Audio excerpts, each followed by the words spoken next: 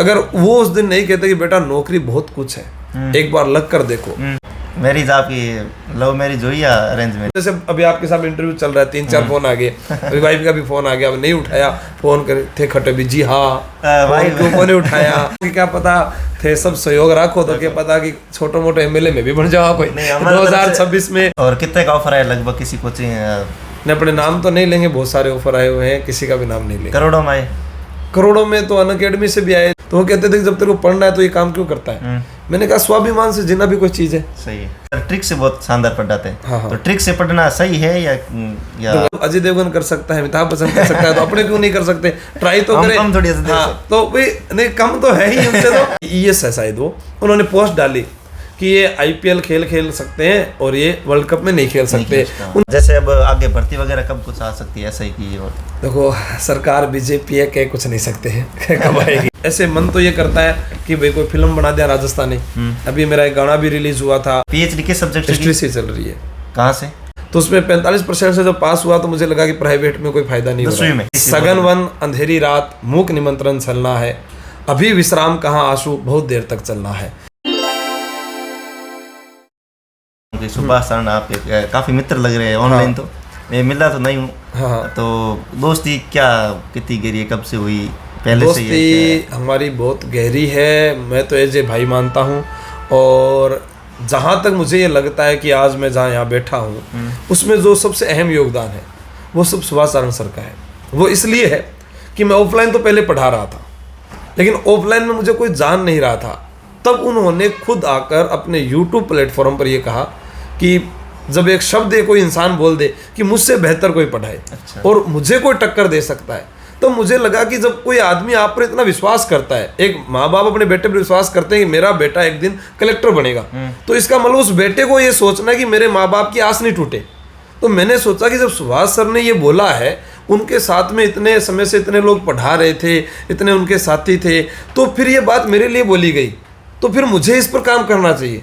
उसके बाद उनके बोलने के बाद जब मैं उनके यूट्यूब प्लेटफॉर्म पर लाइव आया, उसके बाद बहुत सारे विद्यार्थी जुड़े, तब मैं घर पर गया तो मैंने सोचा कि मुझे और किताबें पढ़नी चाहिए, कि उनके पास सुभाष जी के पास बहुत सारी किताबें थी। मैं आदि तो उनसे लेके आ गया, फिर और लेके आया, फिर और पढ़ा, और उसके बाद में उन्होंने कहा कि आप भी यूट्यूब पर पढ़ाओ। और उसके बाद पढ़ाने लगा तो वो विद्यार्थियों को बहुत अच्छा लगने लगा तो हम दोनों साथ में थे, साथ में, और यही चाहते हैं कि बुढ़ापा भी हमारा ऐसे हंसते हुए निकल जाए।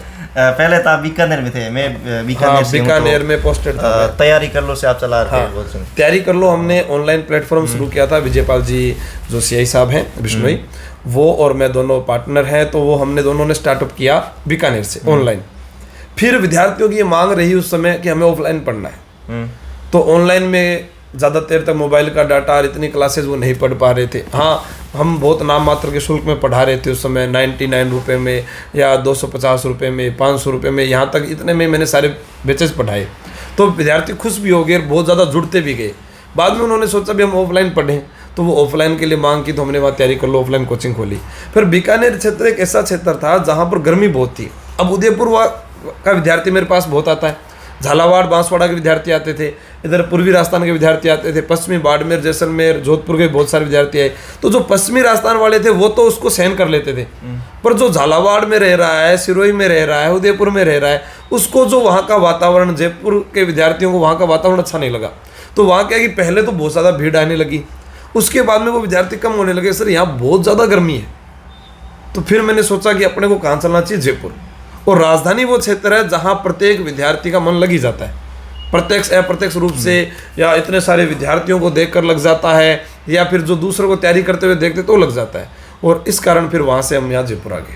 अभी तो क्या है कि इस बार ऐसा हुआ, पापा का रिटायरमेंट हो गया, फिर सुभाष जी का बर्थडे आ गया, फिर गर्मी के कारण बहुत सारी पारिवारिक जिम्मेदारियाँ आ गई। पहले क्या था कि जब शादी नहीं हुई थी तो इतनी जिम्मेदारियाँ नहीं थी, तो जब मन किए तभी लाइव आगे 6 घंटे क्लास ले लिए। अब वो धीरे धीरे जब जिम्मेदारियां बढ़ती है तो काम बढ़ जाते हैं, और काम बढ़ने के बाद में अब जैसे अभी आपके साथ इंटरव्यू चल रहा है, 3-4 फोन आ गए, अभी वाइफ का भी फोन आ गया, अब नहीं उठाया, फोन करे थे खटे भी, जी हाँ क्यों को नहीं उठाया।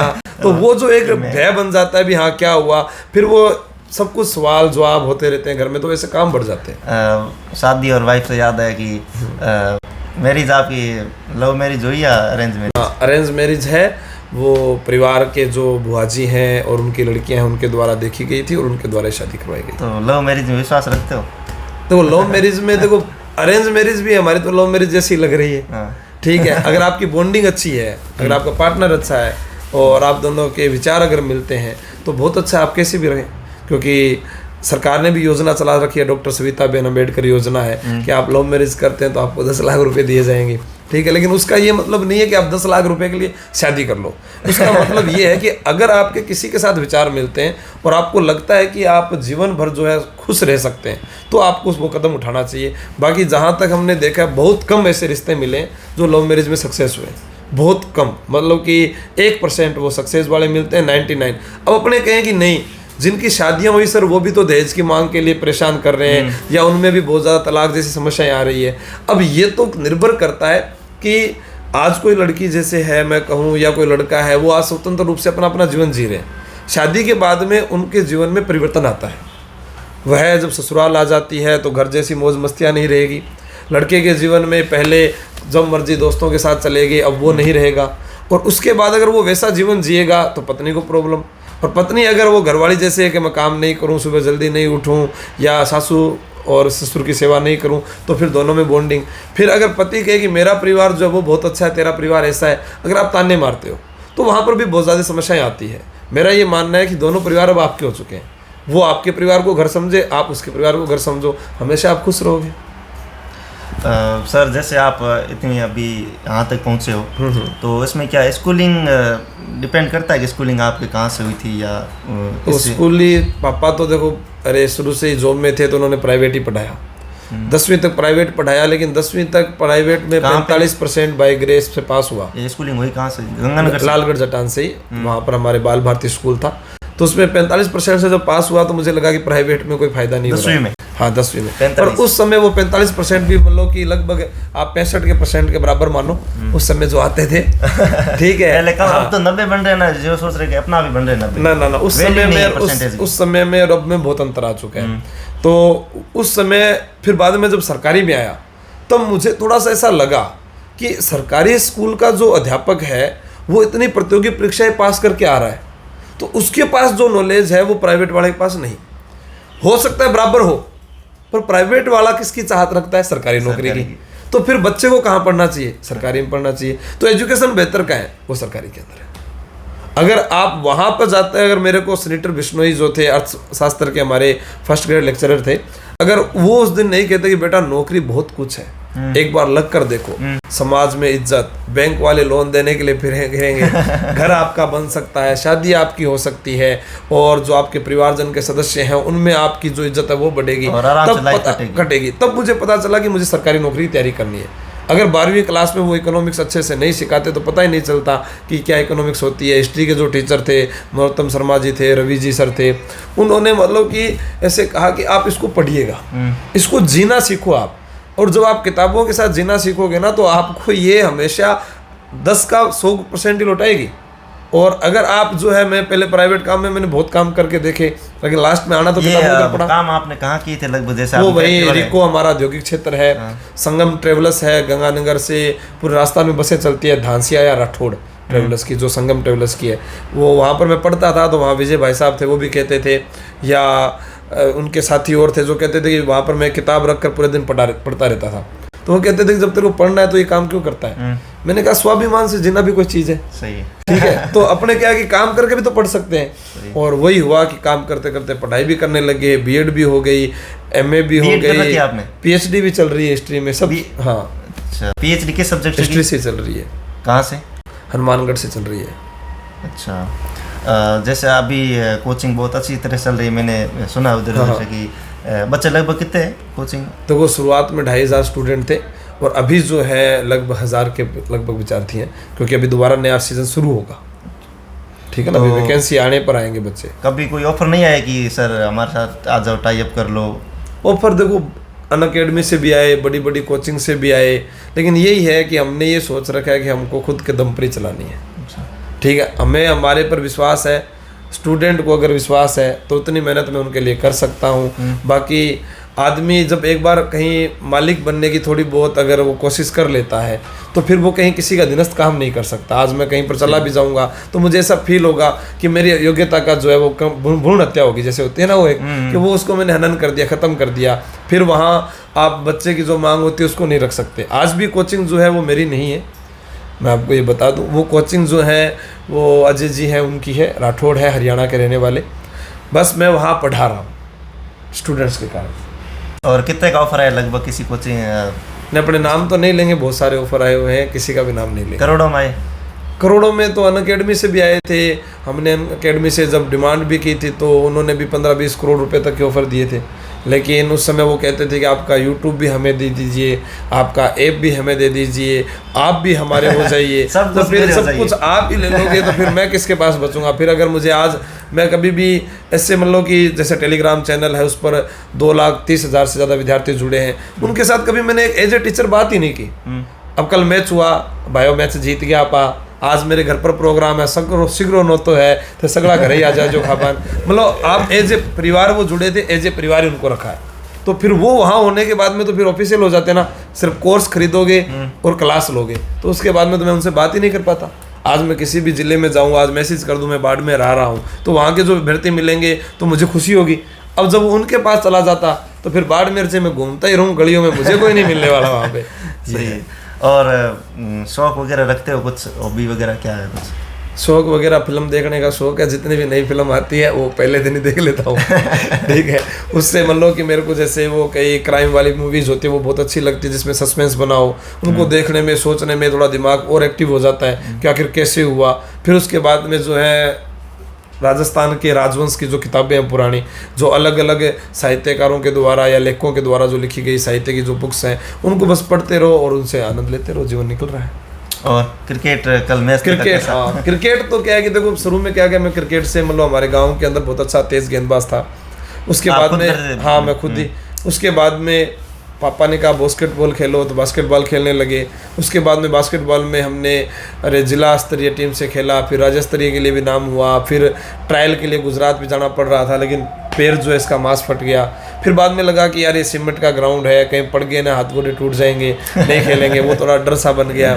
फिर वापस क्रिकेट में आ गए, फिर क्रिकेट भी खेलने लगे तो ऐसा लगा कि हाँ अपना बहुत ज़्यादा समय ख़राब कर रहे हैं, पहले कुछ बन जाए उसके बाद आप खेलें। बस अब वो खेलते हैं इसलिए ताकि पूरे दिन की जो आपाधापी से भरी हुई ज़िंदगी है उसमें जितना भी तनाव है वो सारा भूल जाए, वो बचपना वापस से आ जाए। फिर हम अपने स्टाफ के साथ ही खेलते हैं तो वो भी बहुत खुश हो जाते हैं। जैसे मैं आउट भी हो जाता हूँ तो भी कहता हूँ मैं आउट नहीं हूँ, ठीक है। और उसमें क्या कि वो जैसे बचपन में जिद करना, वो सब चीज़ें वापस से हावी हो जाती है, तो ऐसा लगता है कि उम्र अभी भी वही पड़ी है। नहीं तो ऐसा लगेगा फिर धीरे धीरे बूढ़े हो गए, अब तो खत्म होने वाले हैं, आधी से ज़्यादा चली गई, अब जिम्मेदारियां ज़्यादा बढ़ गई, तो इसलिए क्रिकेट थोड़ा ठीक रखता है खेलने के लिए। सही है, अंदर का बच्चा हमेशा जिंदा होना चाहिए। बस वो जिंदा रहना चाहिए। अब मन करता है कहीं अरे गाना अच्छा चलता है तो नाचने लग जाते हैं, तो उसमें सब कुछ भूल जाते हैं। अच्छा, नाचने का शौक है क्या? देखो ऐसे मन तो ये करता है कि भाई कोई फिल्म बना दिया राजस्थानी।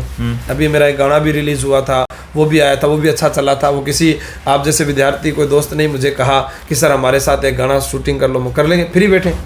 तो उसने आके किया, कोई चार्ज चूर्ज कुछ नहीं लिया उनसे। उन्होंने कहा अभी आप समय दे दोगे? मैंने कहा ठीक है, एक दिन आपका पूरा का पूरा, और लोकेशन बता दी। उसके बाद में उन्होंने वो वीडियो बनाया और वो गाना चल गया। उसके बाद में अभी भी मन करता रहता कि अपने रील बनाए, तो इंस्टाग्राम पर जैसे अभी 1 लाख से ज़्यादा विद्यार्थी जुड़े हुए हैं। वो मैं उनको विद्यार्थी भी कहूँ या मैं ये भी कह दूँ कि दूसरे साथी भी हैं, क्योंकि इंस्टाग्राम पर पढ़ाई तो होती नहीं, उस पर तो रील्स ही बनेगी। सही है, ठीक है। तो अब वो रील्स बनाने का वो कैसे से मन करता है कि यार जब अजय देवगन कर सकता है, अमिताभ बच्चन कर सकता है, तो अपने क्यों नहीं कर सकते? ट्राई तो करें। हाँ तो भाई नहीं, कम तो है ही उनसे तो, लेकिन ट्राई करें, क्या पता कोई बेहतर और भी ऑप्शन आ सके। जैसे मैंने कहा ना भी, कोई ये जरूरी नहीं है कि एजुकेशन का ही काम करना, पहले भी काम किए थे, मजदूरी से लेकर सारे, और बस काम करते रहना है, शरीर को रोकना नहीं है। अगर हम काम करते रहेंगे तो कहीं ना कहीं फील्ड में हमें पैसा भी मिलेगा और इज्जत भी मिलेगी और अपना घर जीवन यापन भी होना चाहिए। बस ये है। अभी ये नहीं है कल को वापस कोरोना आ जाए और सब कुछ बंद हो जाए तो ऐसा नहीं है कि हमको ये काम नहीं करेंगे, हम दूसरा काम ढूंढेंगे, वो काम आगे के लिए कुछ सोच रखा है, क्या करना है आगे के लिए? हमने गुरुकुल तारानगर जो है वहाँ पर स्कूल है, कॉलेज है, वहाँ पर सेवाएं देनी है। मूक बधिर जो बच्चे हैं उनको हम निःशुल्क अभी भी पढ़ा रहे हैं, 1100 रुपये में हम वहाँ पढ़ा रहे हैं। जयपुर में हम थोड़ी सी फीस ज़्यादा इसलिए रखते हैं क्योंकि यहाँ पर बिल्डिंग का जो किराया लगता है, और वहाँ हम जो है कम फीस में वहाँ विद्यार्थियों को पढ़ा रहे हैं। जैसे अब आगे भर्ती वगैरह कब कुछ आ सकती है ऐसा ही की? और देखो सरकार बीजेपी है, कह कुछ नहीं सकते हैं कब आएगी, जब आएगी तभी पता चलेगा। आप पार्टी से बिलोंग रखते हो कोई? ना ना ना, अभी कोई ऐसा नहीं है। हमको बस इतना मानना है कि जहाँ सरकारी कर्मचारी जो होता है, जो जिस सरकार उसको जो सैलरी आती है या जिससे उसको रोटी मिलती है उसी का होता है। जब जो सरकार बनेगी हम उसी को हो जाएंगे। पहले कांग्रेस के थे, बीजेपी को हो गई, बस वही रहेगा, हर बार यही रहेगा, फिर आगे कांग्रेस के हो जाएंगे। सरकारी आदमी किसका है? वो दोनों मतलब तरफ सरकार वापस चेंज होगी, चेंज हो जाए, ये तो राजस्थान में रहा ही है। बाकी आगे भविष्य का कोई कुछ नहीं कह सकते आगे क्या होने वाला है। वैसे भी शुरू में आपने कहा है कि मैं वो ABVP का सदस्य था और अध्यक्ष भी था जिले का, तो राजनीतिक वो थोड़ा बहुत अंदर रह गई। वो तो देखो अंदर रहता है, फाइनल कहीं मन तो अभी भी मारू मन करे है कि जैसे मैं देखता हूँ भैरव सिंह शेखावत जो कांस्टेबल बने और उसके बाद वो राजस्थान के प्रथम गैर कांग्रेसी मुख्यमंत्री बने। आज हमारे उमेदाराम जी जो हैं वहाँ लोकसभा क्षेत्र से वो दिल्ली पुलिस में कांस्टेबल थे, आज वो सांसद बने। संजना जाटव जिनके पति कांस्टेबल थे और वो आज MP बनी। फिर मतलब मैं भी ये सोचता हूँ कि क्या पता थे सब सहयोग रखो तो क्या पता कि छोटे मोटे MLA में भी बन जाओ कोई। 2026 में परिसीमन जारी होने वाला है और क्या पता कोई सीट ऐसी आ जाए और साथ मिल जाए तो उसके बाद में MLA के लिए चुनाव लड़के देख लेंगे। इसमें कोई बुराई नहीं है, क्योंकि देखो मेरा ये मानना है कि आज हम जैसे जैसे जितने भी युवा साथी आगे आएंगे, आप रविंद्र सिंह भाटी को जानते हैं, आप मुकेश भाकर को जानते हैं, या और भी अन्य नेता जो अपने राजस्थान में हैं जो आगे आ रहे हैं जिनकी उम्र कम है, जैसे आज संजना जाटव 26 साल में देखो MP है, तो मुझे पक्का इन पर विश्वास है कि ये लोग हमारे हक की मांग जरूर रखेंगे, कि जो हमारी मांग है उसके लिए ये हमेशा प्रयास करेंगे कि प्रत्येक गांव में जो है पानी पहुंचना चाहिए, बिजली पहुंचनी चाहिए। और मैं जब चुनाव लड़ूं जहां से, मैं सबसे पहले यही कहूंगा कि आपके जितने भी बच्चे विद्यार्थी हैं उन सबको मेरे पास भेज दो, कोचिंग ही फ्री है आपके सबसे। और हाँ, प्रत्येक देखो एक आदमी का सपना क्या है कि वो कितना भी कुछ कमा ले, बच्चे उसके सक्सेस होने चाहिए। तो मैं उनको वहाँ पे जाकर यही कह दूंगा मैं उनको फ्री पढ़ाऊँ और वहाँ से उस गाँव के लगभग विद्यार्थियों का सिलेक्शन किसी ना किसी सेवा पे हो जाए, तो उनके माँ बाप को और क्या चाहिए। और उसके बाद जब सुविधाएं हमारे पास आएगी तो उसके बाद आगे भी तो जो काम है वो तो सरकार करेगी। हमको ऐसा तो नहीं अब कोई आकर कहेगा मैं आपके यहाँ विकास लाऊंगा, मैं सड़क बनवाऊंगा, वो करेगा। हम तो पहले से आके कह रहे हैं ना हम पढ़ाएंगे पहले से जाकर बैठ जाएंगे वहां पर, अगर ऐसा मन में आगे आया तो। ये भी सोचा है, जैसा मान लो 2-3-4 उदाहरण बता दिए कांस्टेबल वाले की, वो MP हाँ, देखो वो देखो मन में लगता है आप जाओगे राजनीति में, देखो मन में से आता है भी क्यों ना हमें भी प्रयास करना चाहिए। देखो जो खेलेगा वो तो जीतेगा भी और हारेगा भी, ठीक है। जो खेलेगा ही नहीं वो कैसे जीतेगा हारेगा। जैसे अब कल भारत और पाकिस्तान का मैच आपने देखा हो तो ऐसे लग रहा था, मैंने एक IAS अधिकारी हैं, IES है शायद वो, उन्होंने पोस्ट डाली कि ये IPL खेल सकते हैं और ये वर्ल्ड कप में नहीं खेल सकते। उन्होंने मतलब कि कटाक्ष कर दिया, नेगेटिव पहले कर दिया उन्होंने। तो मैंने उनको बाद में पोस्ट किया जीतने के बाद, वो जिन IPL खिलाड़ियों पर उंगलियां उठा रहे थे उन्हें वापस से हमें गर्व महसूस करवाया है कि हम भारतीय हैं और हम आज फिर जीते हैं। था जैसे 119 टारगेट था और उसमें भी हारा। यही है, देखो अगर मैं कहूं कि आज हम उनकी हार के साथ में अगर हम उन पर दोष दें तो फिर जीत पर खुश क्यों होते हैं? सही भाई कोई आदमी आज आप पेपर देने जाते हो, आप फेल हो जाओ तो घर वाले घर से बाहर निकाल दें। ये तो वही बात होगी, भी तू पास होता रहेगा तब तो रोटी देंगे और फेल हो जाएगा तो घर से बाहर निकल, हमारा बेटा ही नहीं है, प्योर स्वार्थ है। तो फिर वो नहीं होना चाहिए ना आदमी में भी। जो खेलेगा, जो युद्ध क्षेत्र में आएगा, वहाँ हार जीत तो पहलू है, वो तो इससे में आएंगे। राजा महाराजाओं ने युद्ध किया, अगर वो पहले सोच लेते हम जीतते सारे के सारे तो वो लड़ते ही नहीं। जिसको पता है कि मैं हार रहा हूँ और फिर वो जीत लड़ने के लिए तैयार है तो योद्धा तो असली वो है ना। सही। गाँव में मेरे कोई है परिचित है, वो भी आप ही देखते, वो कहते हैं कि सर ट्रिक से बहुत शानदार पढ़ाते हैं। हाँ। तो ट्रिक से पढ़ना सही है या तो ऐसा है, मेरा ये मानना है मैं दोनों चीजें पढ़ाता हूँ। आपने कभी गौर से देखा होगा, आप कोई भी किताब ले लेना, उसमें जितना मैटर है ना उतना मैंने करवाया है। अब उसको पहले मैंने लाइन से पूरा लिखवाया, अब लाइन से लिखवाने के बाद में मैंने उसको ट्रिक से समझाया ताकि आपको दोनों में से जो अच्छा लगे ना उसको अपना लो आप। भाई कईयों की आदत होती है कि उसको सिलेबस देख के बहुत बड़ा लगता है। जैसे अभी मैं कहूँ कि जयपुर का राजवंश है, इसमें अपने पढ़ते हैं कि दुला राय है, कोकिल देव है, पृथ्वीराज कछुआ है, भगवंत दास, भारमल, मान सिंह, जितने भी राजा हैं। अब मैं ये कहूँ कि राजस्थान की राजधानी जयपुर है, जयपुर में बहुत सारा मैरिज पैलेस है, मैरिज पैलेस में दूल्हे हैं, दूल्हे को कोयल पर बिठाया तो पृथ्वी पर गिर गया, भार बढ़ गया तो भगवान के पास चला गया। अब उसको वो कर्म से याद हो जाएगा। और वही चीज़ अगर मैं लिख कर ऐसे बताऊं कि हाँ ये संस्थापक था, 1137 में नींव रखी, मीणा में बड़गुजरों को हराया, तो वो कहानी जो है वो अलग टाइप होगी। ठीक है, अब उसको मैं 2-3 तरीके से समझा देता हूँ जो जैसा अच्छा लगे आप उसको अपनाओ। मैं ये नहीं कहता कि सारे तरीके आपके शॉर्टकट होने चाहिए, क्योंकि शॉर्टकट कोई भी सफलता का रहस्य नहीं हो सकता है, आपको डीपली मेहनत भी करनी पड़ेगी। तो मैंने दोनों अपनाए हैं, पूरा भी लिखवाया है, उसको बातों बातों में याद भी करवाया है और तरीके उनको बताए, ताकि आपको वो क्लास में बैठे बैठे बहुत सारे ऐसे विद्यार्थी जिनको बताए हुए हैं, वो अगर मैं ये कह दूं कि ये कौन सा राजा है, अब वो इसी से समझ जाएंगे। अगर जो जिसने वीडियो पूरा देखा वो बता देंगे ये कौन सा राजा है, ये कौन से सिक्के हैं, ये कौन से सिक्के हैं, ये कौन से सिक्के हैं, मतलब इशारों पर बता सकते हैं वो, इतना उनको याद करवाया हुआ है। तो ये कोई ट्रिक थोड़ी ना है। अगर मैं कह दूँ कि ये कौन सा राजा, तो इसके बारे में वो बता देंगे हर बात, क्योंकि उनको वो चीज़ें सिखाई गई है। जैसे देखा है वीडियो में कि आप शौक रखते हो, जैसे आपने कहा कि रील्स बनाते हैं, ऐसे करते हैं, तो कोई शायरी फेवरेट याद आ रही है कोई? शायरी फेवरेट तो यही है कि सगन वन अंधेरी रात मूक निमंत्रण चलना है, अभी विश्राम कहाँ आंसू बहुत देर तक चलना है।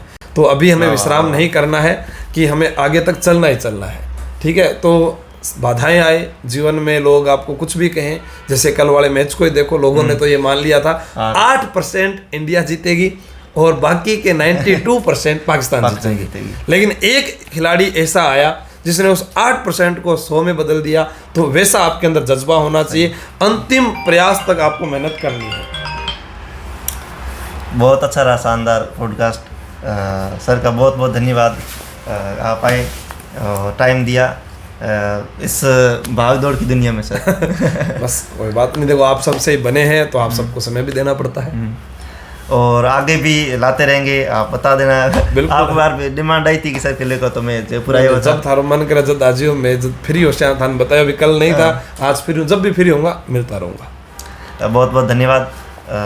अब कुछ थंबनेल खातर कहीं कर लो, फोटो वगैरह कोई ले लो, देख लो।